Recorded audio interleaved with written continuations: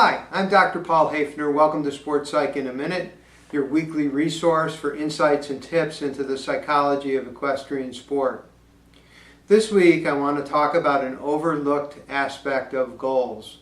So often when we talk about goals, we're talking about how do we form good goals. And in fact, when I talked about the 5 pillars of success, we talked about SMART goals, goals that were specific and measurable, achievable, that were relevant to what we're doing and bound by time.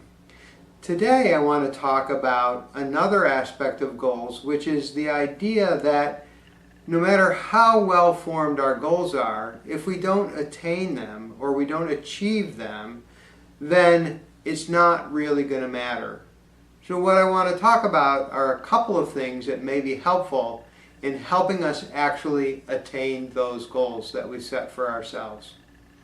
I read a research article recently that looked at the idea of what they called self-determination and what they called self-concordance, and explored how those two factors impacted athletes in their attaining their goals.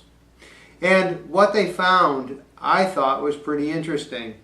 The first thing that they found is that when they were given autonomy in their pursuit of their goals, when their coaches allowed them to make decisions for themselves in moving forward, that contributed to the amount of effort that they put forward in working to achieve those goals.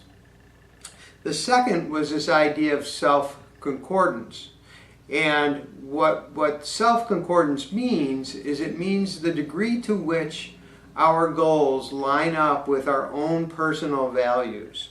And one of the ways to help us assure ourselves that our goals have a degree of self-concordance is by the idea of connecting those goals to what we call internal motivation. The idea is that they're not all being set upon us by somebody else. And when there is a degree of autonomy that's provided for by coaches, and when our goals line up with our own interests and values, what they found is that people made higher degree of effort in working to attain the goals. And then the other piece of it is that there was an increased sense of self-satisfaction and, for the athletes, an overall sense of well-being.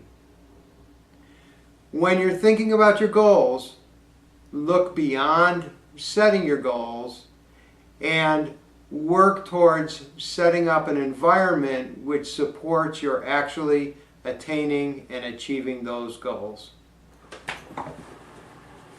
This has been Sports Psych in a Minute. We'll see you next week.